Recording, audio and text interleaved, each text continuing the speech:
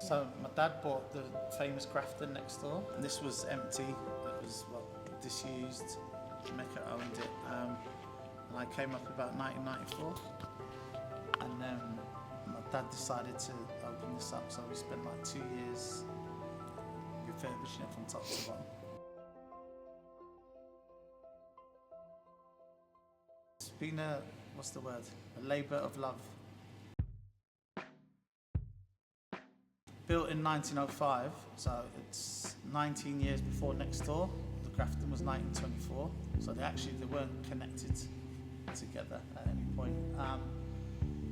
And it started off as a theatre, they've done shows, then it was a circus, and then you can look up there, the projection box.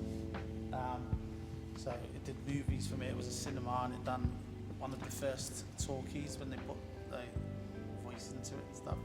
In the early years it must have had like some, whatever the big acts of the time were, but that Harry Houdini is supposed to be like the famous one that appeared here, whatever, in 1909.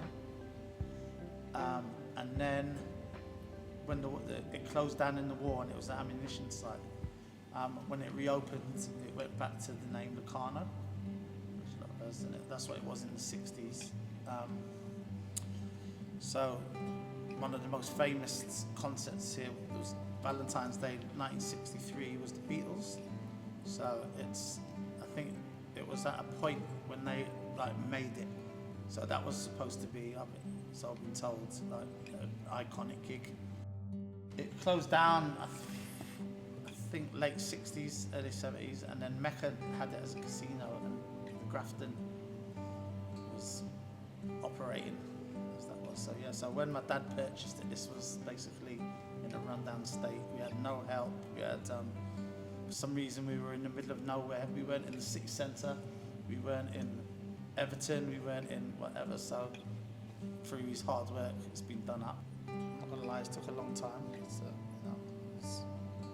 Sort of went down a lot of different avenues, and then Liverpool's got a lot of venues for a small city sort of thing, so it's in some ways, but I always said it's the best venue for somebody, but it is.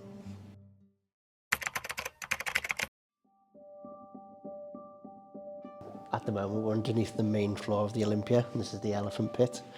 So when it was originally made as a circus, this is where elephants would have probably been kept, possibly, but they used to rise up out of the floor on a mechanical sort of structure, which sort of lifted them up into the performance of the audience that were watching above. And so you can just work out, you can just about see the centre, which is the old cog and mechanism. So we think that it was probably water hand pumped to the top of the building and released, and then the pressure of that water dropping from such a height was what they used to help bring this mechanism up out of the floor. We think, well, we've heard rumours, we've never found them, but there's heard from different people that there was a couple of tunnels, one which led to just outside then the city limits, so it would have been more fields and obviously less built up than it is these days, which they could have kept the animals, or the circus first could have lived in the tents or whatever, so that wasn't a great stretch. And then there was also another tunnel which allegedly went to the pub over the road for performers and artists. We used to use it to have a swift drink during the half time or the interval. So, but as I say, we've not found them, but there's been rumours, and we've heard from a few different sources. So I think there must be some truth behind it, given the Williamson tunnels and that sort of thing in Liverpool. It's very likely that they were both a thing. It's been here a long time, and it is just a completely hidden gem.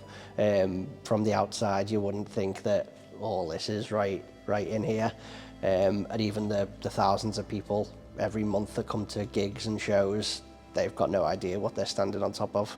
We just keep finding a bit more and a bit more, and it's just interesting just to see where the story goes and how far back, and different bits of how it was used in different ways. And I think what we can determine is the building sort of changed through time. So the way it's been used, things have been added and changed and removed, and I think that shows us as a venue as well, because we're quite a flexible venue when it comes to gigs, sporting events, music shows, theatre. We can do all that, and I think that sort of keeps within the building as it is just completely flexible and changed over the years, that we're still changing with it, which is a bit surreal.